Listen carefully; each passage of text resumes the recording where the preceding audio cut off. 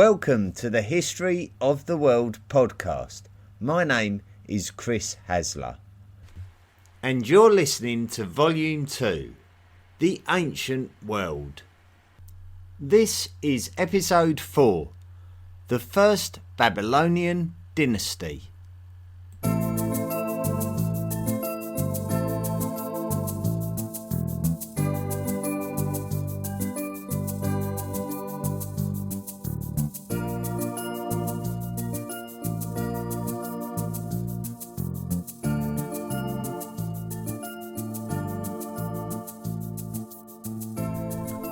So let's have a catch up.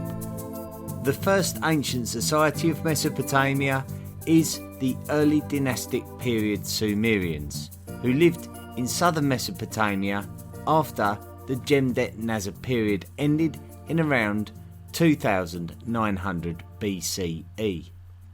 Sumerian city-states developed healthily for over 500 years using trade and production to enhance the general wealth of the region, even though the capital city would move around according to which ruler was able to gain control of the empire of city-states. Sargon the Great led an Akkadian uprising in the north and marched down into Sumer, taking the city-states one by one and establishing an Akkadian empire from around the year 2334 BCE. This would last for around 150 years before relatively uncultured and nomadic Guti people invaded from the area of the Zagros Mountains in the northeast in around 2200 BCE. There followed almost 100 years of unstructured rule whereby the city-states of southern Mesopotamia were able to rebuild, and ultimately a Sumerian renaissance emerged in the city of Ur in around 2111 BCE, and the Guti were ejected from the region. The Neo-Sumerian Empire was represented by the third dynasty of Ur, and lasted for around 100 years before nomadic Amorites from the west and their repeated attacks and raids weakened the empire enough that the Elamites could destroy Ur and remove the king, leaving a power vacuum in the region after 2004 BCE. These dates are guessed on the basis of artifacts and documents which give us clues about the years. The thing is that years were not recorded as we know them today. If Ur was destroyed in 2004 BCE, then we would have to assume that someone recorded that fact and recorded the year.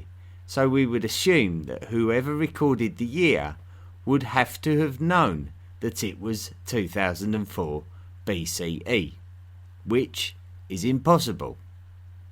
So 2004 BCE is guessed through the study and connection of artifacts and documents. However, they can be interpreted in more than one way. Another chronology, called the short chronology, suggests that the third dynasty of Ur ended in 1940 BCE.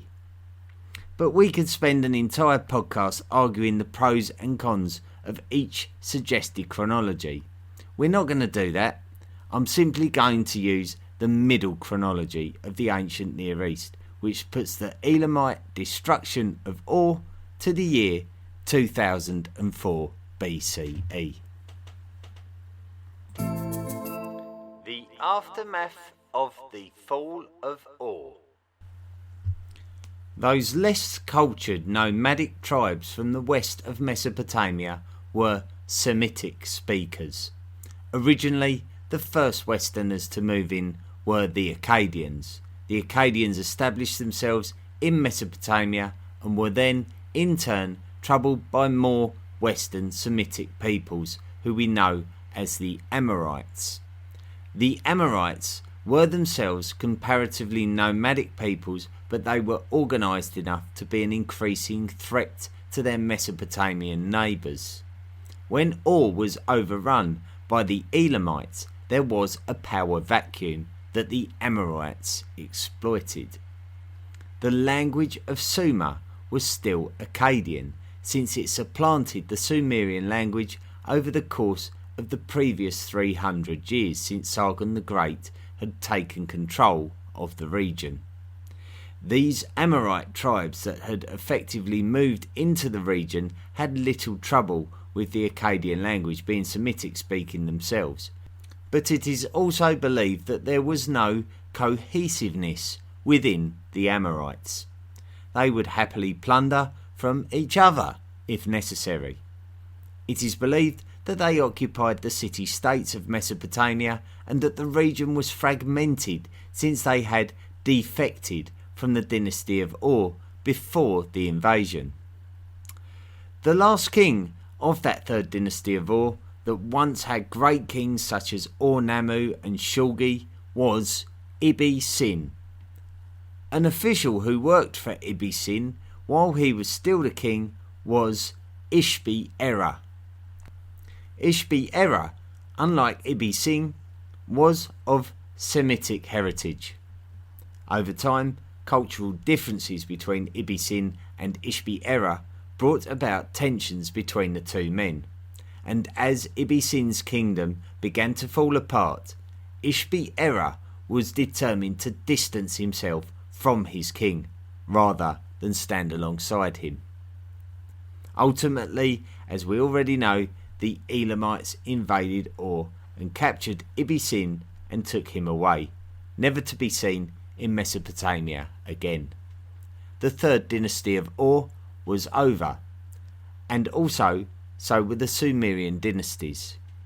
The Sumerians, who had previously been ousted by the Semitic Akkadians, had managed to get back into power, albeit as a Neo-Sumerian empire, but now the region was going to be run by peoples of Semitic culture for the foreseeable future.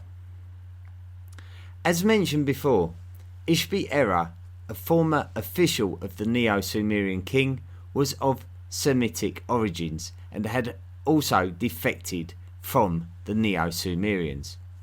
When the Neo-Sumerian Empire was finished, Ishbi-Erra already had the influence of the city-state of Isin by this time, and he was able to spread his power of influence out from his centre.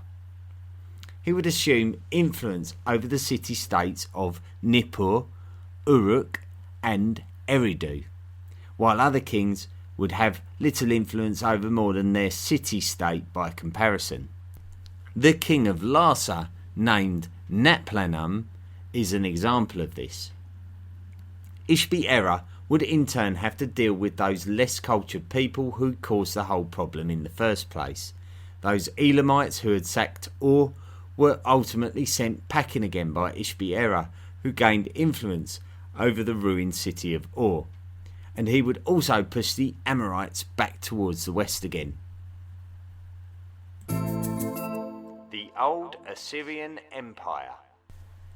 It is quite important to our chronological story that we now introduce a region which we haven't really put much focus on since the first volume, when it was home of the Hassuna culture.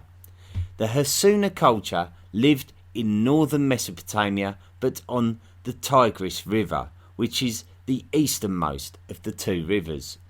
So it was further north than what would become the centre of the Akkadian Empire. Assyria gives its name to the study of ancient Mesopotamia, which we call Assyriology. We believe that it does indeed have the same etymological roots as the modern country of Syria, and we can see that Assyria takes its name from what would become its capital city, Assur.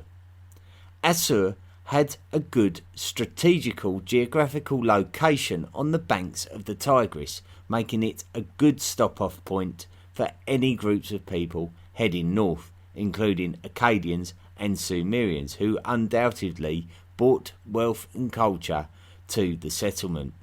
However, it would have been kept subjugated to its powerful southern neighbours.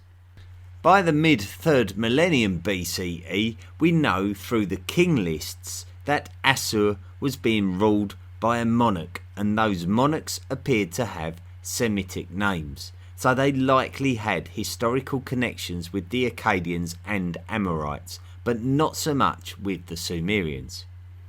If we compare mid-3rd millennium BCE Assur to Ur, however, we know that Ur was a place of wealth and riches, but the kings of Assur were reportedly living in tents, so there is an apparent and notable difference. The Akkadians were initially successful in subjugating the Assyrians when they established their empire in the 24th century BCE, possibly due to the Semitic connection. However, when the Akkadian Empire fell apart, the Assyrians established independent rule, which was only interrupted briefly by the Neo-Sumerians of the 3rd dynasty of Ur, who subjugated Assur as pretty much the northernmost border of their territory before the dynasty was ultimately crushed.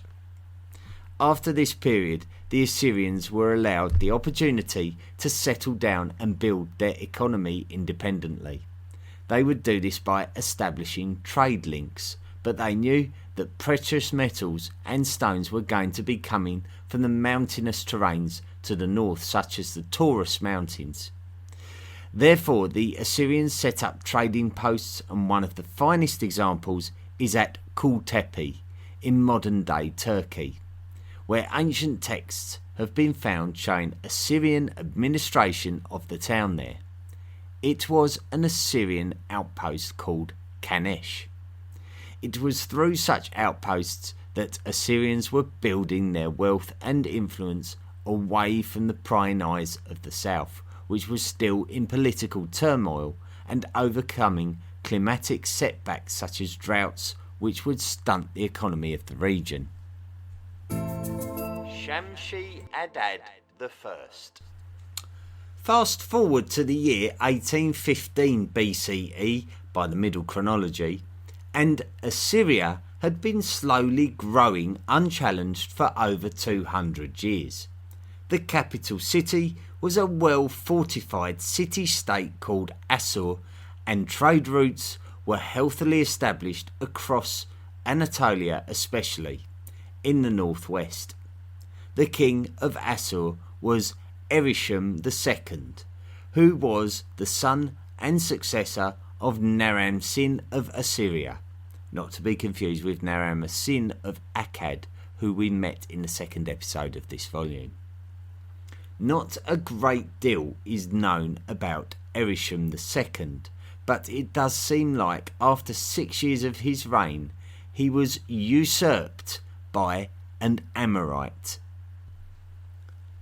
The Amorite's name was Shamshi-Adad, and he may have come back to avenge the fact that his own kingdom based at the city-state of Ekalatum, which we have never located, was overrun, perhaps even by the Assyrians themselves. Shamshi-Adad came back to reclaim his home at Ekalatum, and then went onwards to claim the throne of Assyria, and therefore start a new Amorite dynasty. Back in episode 2, we speculated about the downfall of the Akkadian Empire possibly being affected by a major aridification event, which led to the settlement at Tel Leilan being abandoned and left unoccupied for around 3 centuries. Shamshi-Adad rediscovered the site and changed its name from Shechna to Shubat-Enlil, in reference to Enlil, the Mesopotamian god of the atmosphere. Shubat-Enlil thrived under Shamshi-Adad. Great temples and palaces were built there, and thousands of people lived within the city walls.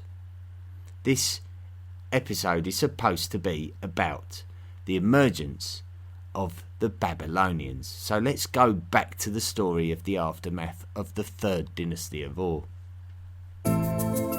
Isin Lhasa. Now, by the 18th century BCE, Shamshi-Adad was in control of a large and impressive Assyrian empire in northern Mesopotamia. 2 centuries earlier was when Ishbi-Erra had expelled the foreign invaders out of Sumer in southern Mesopotamia. So let's go back and bring the southern Mesopotamian story up to date with northern Mesopotamia. The one thing that Ishbi-Erra did after the fall of the 3rd dynasty of Ur was to bring stability back to the region. It was no longer a powerful connection of city-states, but rather the foreign Amorite and Elamite invaders had been repelled. Ishbi-Erra himself was of Semitic origin, the same as the Akkadians and the Amorites, but Ishbi-Erra was much more civilized than the Semites who had been raiding and sacking Sumerian lands and cities. Although Ishbi-Erra had managed to restore some kind of sensible order to the region, the city-states themselves generally tended to favour independence as opposed to unifying, as they did under the kings of Ur. In fact, the city of Ur would be fought over by other city-states wishing to bring it under its influence. How times had changed. Ishbi-Erra's kingdom was based in the city-state of Isin. Isin was not a new city-state, but had not had any pivotal role to play in the political direction of the region before now. So therefore there was a kingdom of Isin, which was first ruled by Ishbi-Erra and would go on for the next 200 years. In the meantime, a man called Natplanum would set up his own kingdom at the city of Larsa. We don't really know anything about Natplanum or Larsa before this period, but we do know that the kingdom of Larsa was also around for a couple of 100 years. This would lead us into what some refer to as the Isin-Larsa period of southern Mesopotamia, which was essentially created in the ruins of the 3rd dynasty of Ur during the 20th century BCE. If we follow the known story of these two kingdoms of Isin and Larsa through the 20th century BCE and into the 19th century BCE, we can establish that Larsa's influence became greater, where Isin was the most dominant and influential city of southern Mesopotamia initially. During the reign of King Gunganum of Larsa, things would alter. Gunganum would originally have successful campaigns against the Elamites in the east, which would put him in a position to take the nearby city of Ur from under the influence of Isin and to become under the influence of Larsa. Gunganum, a man of Amorite origin, would finally consolidate Larsa, which was now the main player in Sumer. Isin would remain in the shadows of Larsa. It was during this period that a new local power would emerge to the north of Isin, at a little-known town in the heart of what was once the Akkadian Empire, although we do know that the kings on this new kingdom were Amorites. The new kingdom was centred at this town, which was called Babylon, and would soon gather Dilbat and Kish into its area of influence. Due to its geographical location, it served well as a buffer state between the ambitious Larsa in the south and the powerful Assyria to the north. The rise of Babylon. It was in around 1822 BCE that Rim-Sin assumed the throne of Larsa, taking over from his brother. Rim-Sin wanted to stamp his authority on the region and launched attacks on the kingdoms of Isin and Babylonia. So we can describe Larsa under Rim-Sin as the main power of Sumer. Rim-Sin was relentless in his expansionist ambitions and brought Uruk under his influence before launching a full-scale invasion of Isin in 1797, BCE. Rimsin would ultimately take the capital city of Isin in the same year that a very important historical figure would ascend to the throne of the Babylonians. That man was called Hammurabi, and initially it does seem that Hammurabi's relationship with Rimsin was more diplomatic than aggressive. This meant no assistance for Isin, and therefore the kingdom of Isin fell to Larsa, and the kingdom of Isin, which had risen from the ruins of the third dynasty of Ur, was finished. So now Rimsin had created a small empire of his own, but as with most instances where two powers are too close to one another, this now meant that Rimsin's Larsa was becoming a direct threat to Hammurabi's Babylon. When Rimsin refused to support Hammurabi in his conflicts with the Elamites, Hammurabi recognised this as a division and decided that Rimsin had to go. Hammurabi laid siege to Larsa for 6 months, and eventually the city fell. Rimsin attempted to flee, but was captured and imprisoned. Larsa came under Babylonian rule, and Rimsin died a captive sometime after 1763 BCE. While Hammurabi was asserting his authority in southern Mesopotamia, things were moving along in northern Mesopotamia. If you recall, earlier in the podcast we described how an Assyrian empire had emerged centred on the city of Assur. The Amorite Shamshi-Adad usurped the Assyrian throne and then made Assyria the centre of an empire at a new capital city called Shubat-Enlil at Tel Leilan. Shamshi-Adad's large kingdom was incredibly hard to defend, with enemies on all sides, and all very interested in the wealth of his successful kingdom. In Shamshi-Adad's old age, he struggled to maintain his kingdom, and after his death in 1776, it became almost impossible to defend. One of the kingdoms which exploited the weakness of Shamshi-Adad's kingdom after his death was Eshnunna, which was a kingdom that was the buffer between Assyria and Hammurabi's Babylon. Before Hammurabi had dealt with his rivals in southern Mesopotamia, he had turned his attentions northwards by firstly conquering Eshnunna and then moving northwards towards Assyria. Hammurabi was very good at selecting his friends and his enemies while expanding the Babylonian Empire. Hammurabi would use a clever mixture of diplomacy and battle to gain dominance over the Assyrian lands, and when he conquered Larsa in 1763 BCE, the first Babylonian dynasty was at its peak. The Code of Hammurabi.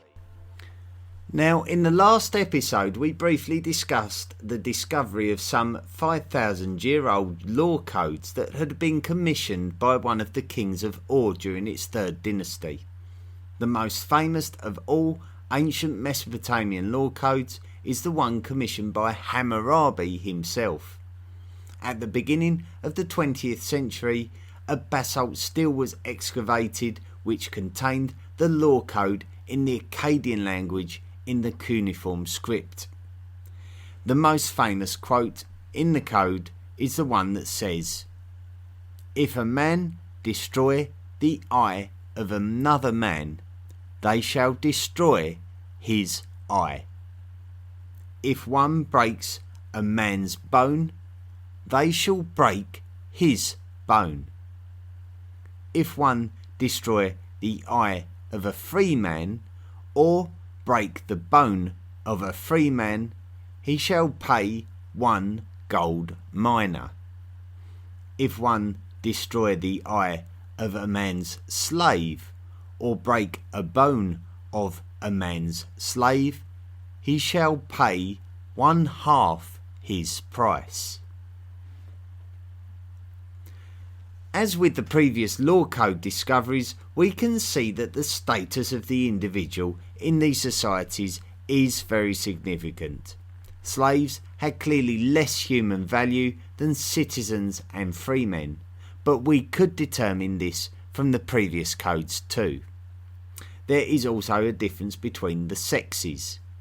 Men would be spared the kind of punishments that women would receive for infidelity, for example.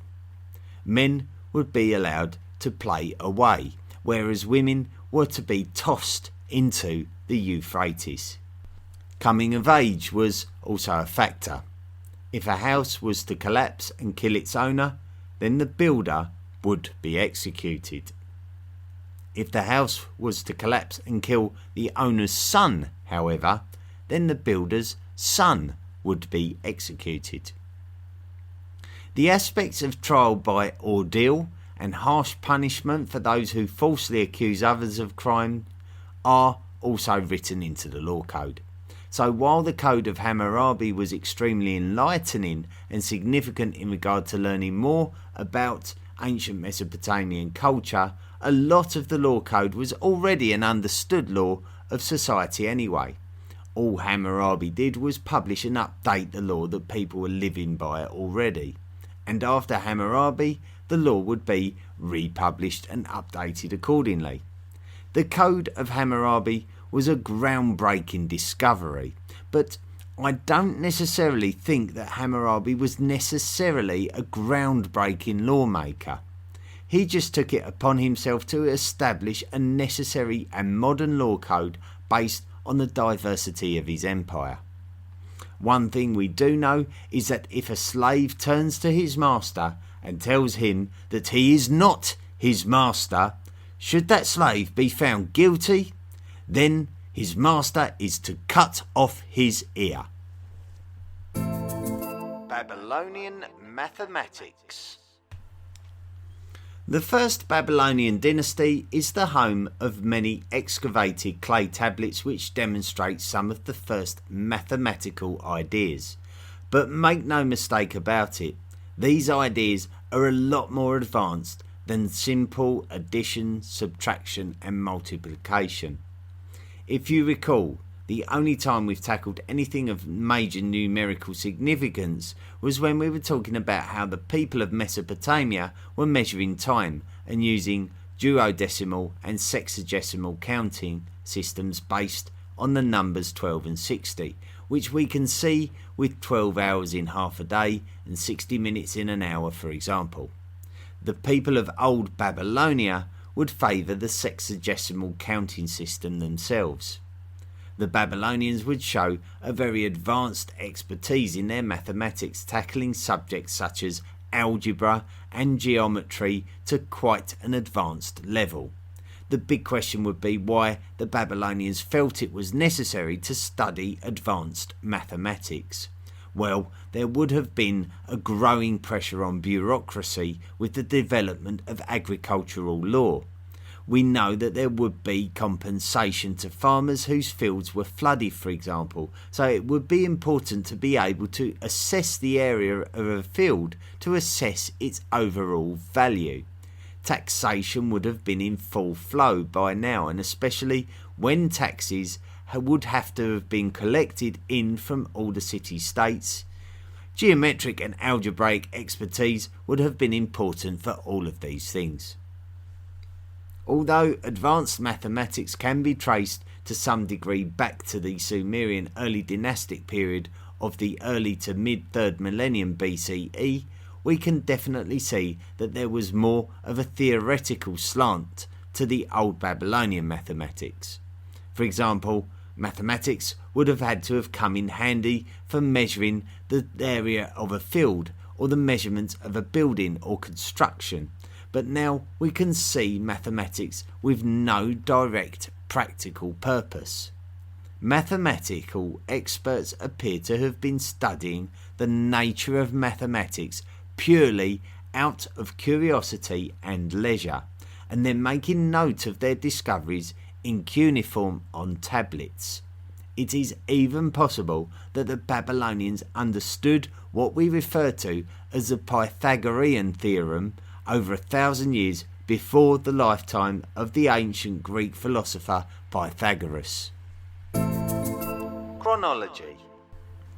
When Hammurabi established his old Babylonian Empire, Babylon would become the secular and religious capital of the empire, which escalated the city's deity to the supreme deity of the empire.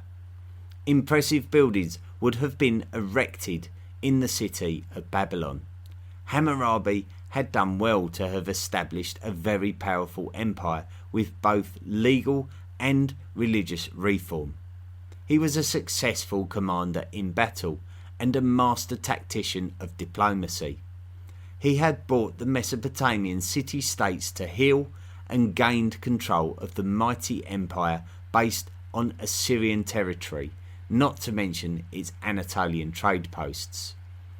By 1755 BCE, Hammurabi had built a very strong and mighty empire, but by now Hammurabi was becoming older and more frail, and as such would have to turn to his son, Samsu-iluna, to take on more responsibility. As Hammurabi became more and more incapable, his neighbours would become more and more interested in claiming Babylonian lands. Eventually, Hammurabi passed away in 1750 BCE.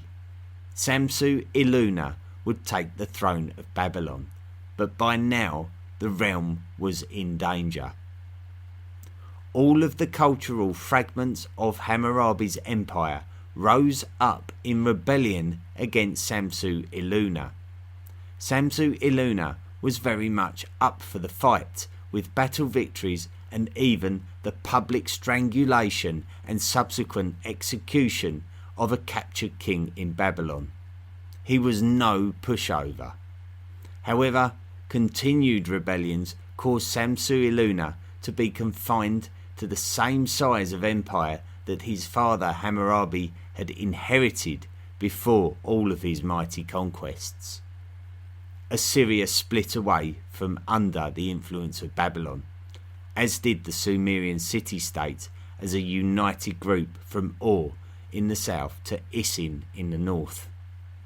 Things were reasonably and relatively peaceful after Samsu-iluna's reign, and the crown would pass down a patrilineal line of Hammurabi and Samsu-iluna's descendants, who continued to exploit the fertility that the waters of the rivers would give to the population, and who would pay a lot of time and attention to the continual building of temple complexes for their deities. Eventually, the throne would pass to Samsu-ditana, who assumed the throne of Babylon in around 1625 BCE. We don't really have much evidence for constructive activity during this period. Not only was Samsu-ditana apparently not engaged much in battle, but also not engaged much in temple building, unlike his predecessors.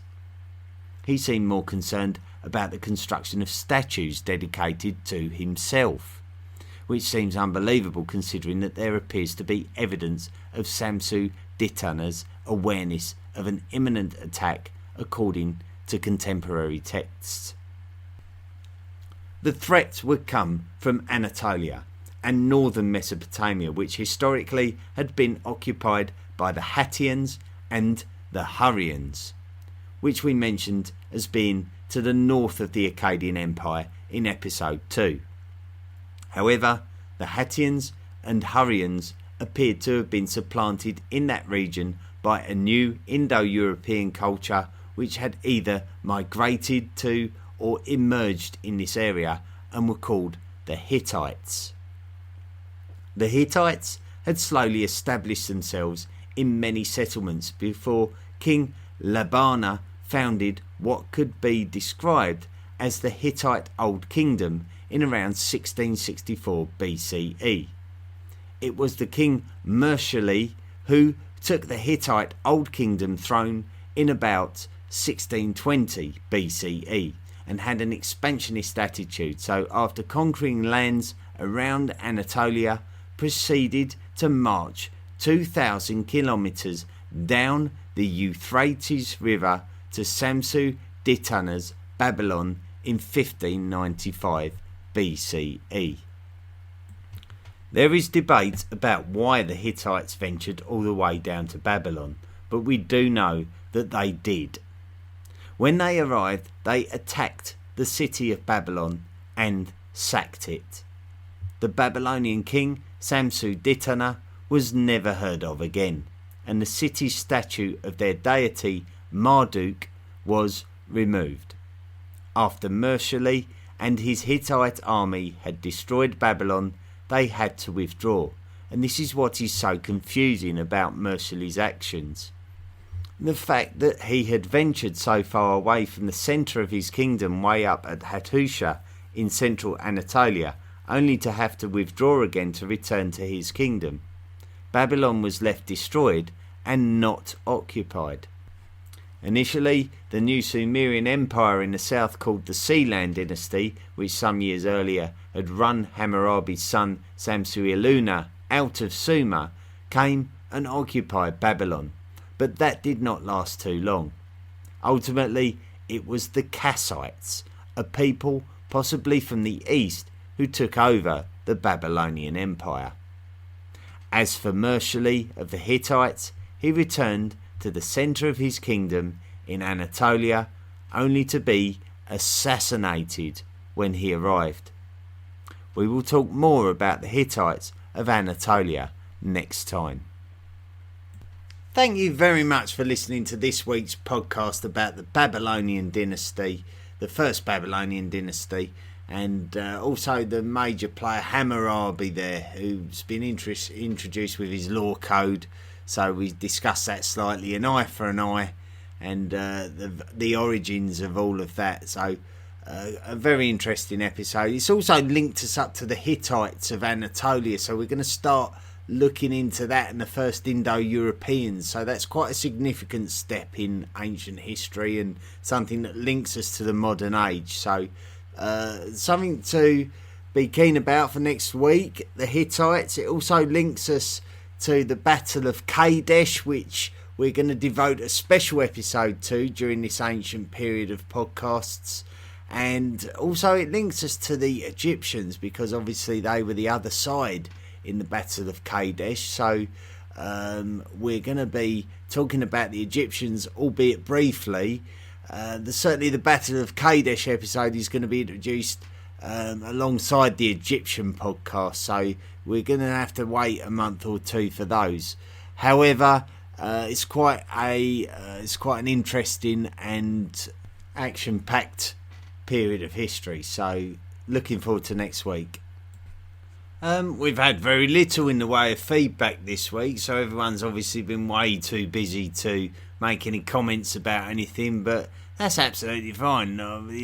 We've got increasing amounts of listeners all the time and increasing amounts of followers on our social media pages. All I would say to you is don't be afraid to drop a line, don't be afraid to make a comment on the pages. I'm always looking for people to interact with each other and interact with me, and I'm always happy to reply to any of your comments, so please feel free to comment or even criticise any of the shows or any of the material. It's always interesting to discuss it, and we tend to bring things forward by doing so. So don't feel shy. Put your opinions over. I want to hear them because they're just as important as anyone else's. So it's very, very valuable to share your own opinion of these stories. So that's it. I'm going to sign off for this week. Thank you very much for listening once again, and we'll look forward to next week, the Hittites. See you next time.